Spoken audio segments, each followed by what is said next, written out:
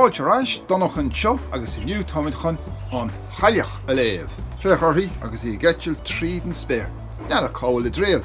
Tá lom agus feice méad. An chailleach. Ó, fecha lá agus an úl hús an sin. An chailleach le Enrique Luch agus Oscar T. Perez. Laura Brack, a dastig is a dailsig. Bhí ocras an gaileach lia, ach ní rála hithe sa teach ach cynini dríochta agus úla nifnacha. Thug an chailleach mhór liste siopdóireachta di agus chuirsí go dtí an baile mór í. Fechar hí siúil sí sa bhóthar, sa háta mór ord. Ná da caile sin ina póca. Chur an chailleach lia scaf héan. Sin.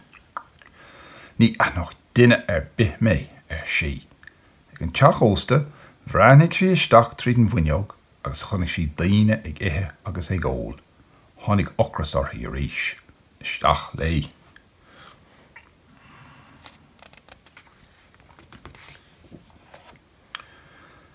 Chun graim bia a ithe, bégan an chailleach lia an scaf a bhaint dá héan. Nar chonig na daoine a héan bhéach siad Cailleach! Cailleach! Agus ri siad amach. Fechar na daoine go léir ri amach. Tá na búid go léir folamh an is. Agus fechar an cailleach agus í githe.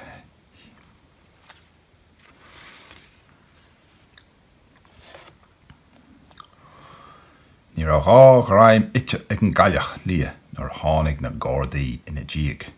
A Gardaí san na daoine lo, tá cailleach ráine sa teach ósta, ach bhí an chailleach imethe, ris isteach sa chúin dubh an sin. Fech an bert gard an sin á lorach.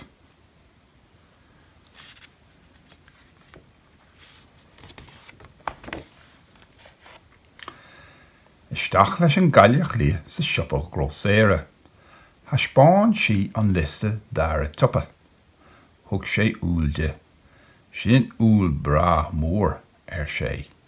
Bé tú in an seacht gná nive a chur ann. Fechar.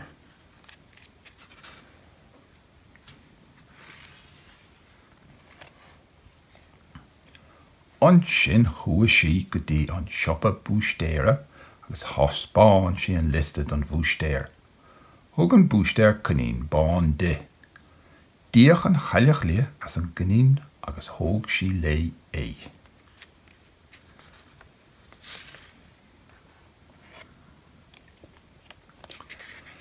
Nar tháinig sí a bhaile, haspáin sí an cnín bán agus an túl don chailleach mhór.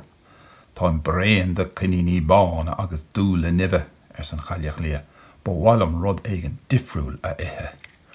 Agus fechar an chailleach mhór nach í atá mór. Comparáid leis an gaileach lia.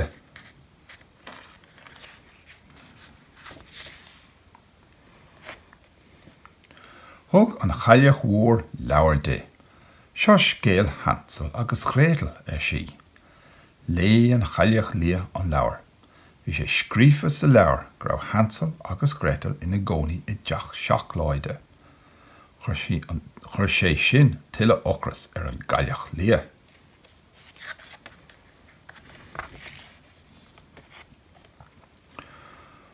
Thug an chailleach lia lé an cnín bán agus chuaigh sí an airde a scúab agus thug sí cuairt an teach seachláide. Bhí Hansel agus Gretel faoi glas sa teach. Bruthaigh mé sibh in éanach leis an gnín sí lo. Ní rud deas é sin, hé? Chrum an chailleach lia chun tine a lasa san nain. Ná Jane sa Gretel. Le a hol, ná Jane. Ach ní thug an chailleach lia ein oird orthaí. Fechar Gretel bocht. Agus Hansel agus an cnín sa chúine howlann seo.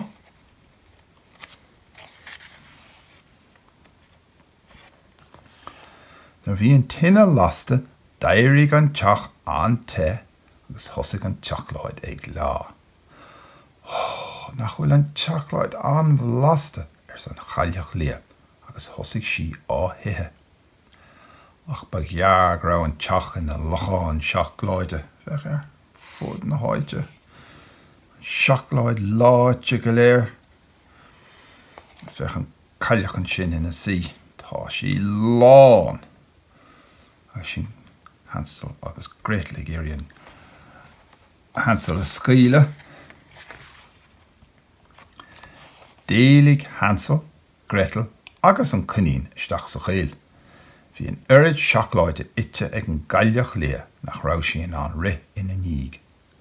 Hí sin áirde ar a scúab a ríis agus deitiil sí lé. Sin bin scéile chalí. Fech an chailleach. Hata mór chalí. Spotty agus fatní mór a gráne ar a haig. Shrón ad a chaum chun bolúil de nimh. Bróga beorcha chun frogan agus nachracha a scanrú.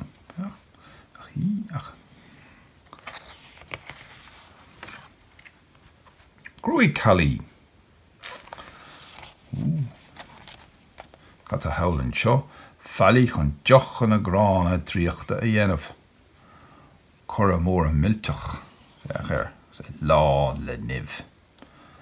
Loch bheag scanrathe agus údar aige. Hísan sin, lochín bheag. Cuineal bheag tríochta agus go leor nimhine. Ceann dearag, ceann glas, ceann goram.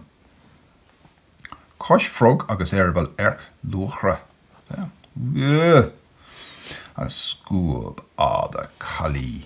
Agus go féidir le eitilt ar fud na háite.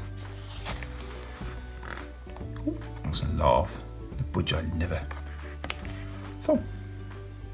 Bin an chailleach, sú an gur haithn sé libh, agus filmid go luath le leabhar eile. Slán.